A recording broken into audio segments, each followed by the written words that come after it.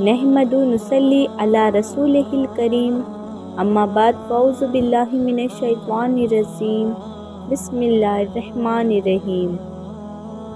حضرت سلیمان علیہ السلام نہر کے ایک کنارے پر بیٹھے ہوئے تھے کہ ان کی نگاہ ایک چونٹی پر پڑی جو گیہوں کا ایک دانہ لے کر نہر کی طرف جا رہی تھی۔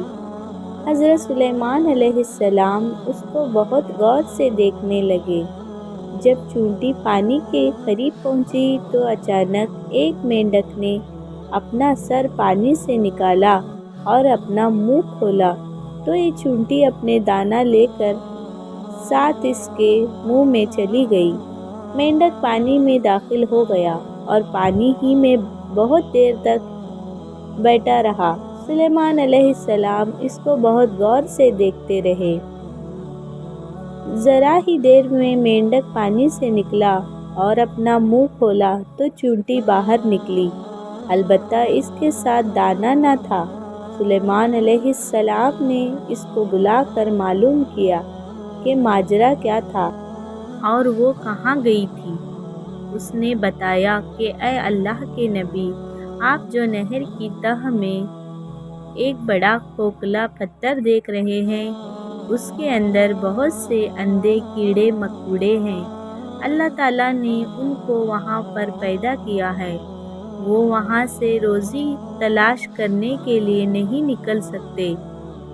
اللہ تعالیٰ نے مجھے اس کی روزی کو وکیل بنایا ہے۔ میں اس کی روزی کو اٹھا کر لے کر جاتی ہوں اور اللہ نے اس مینڈک کو میرے لیے مسخر کیا ہے تاکہ وہ مجھے لے کر جائے۔ اس کے منہ میں ہونے کی وجہ سے پانی مجھے نقصان نہیں پہنچاتا۔ وہ اپنا منہ بند پتھر کے سوراخ کے سامنے کھول دیتا ہے، میں اس میں داخل ہو جاتی ہوں۔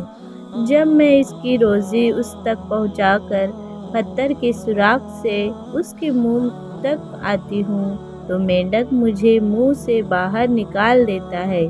حضرت سلیمان علیہ السلام نے کہا، کیا تو نے ان کیڑوں کی تسبیح کو سنا ہے؟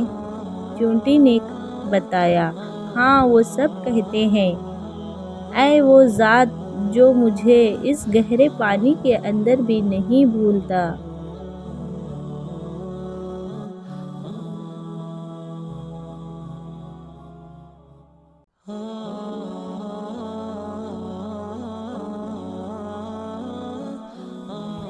تو یہ تھا ہمارا آج کا واقعہ۔ مجھے امید ہے کہ آپ کو میری ویڈیو پسند آئی ہو۔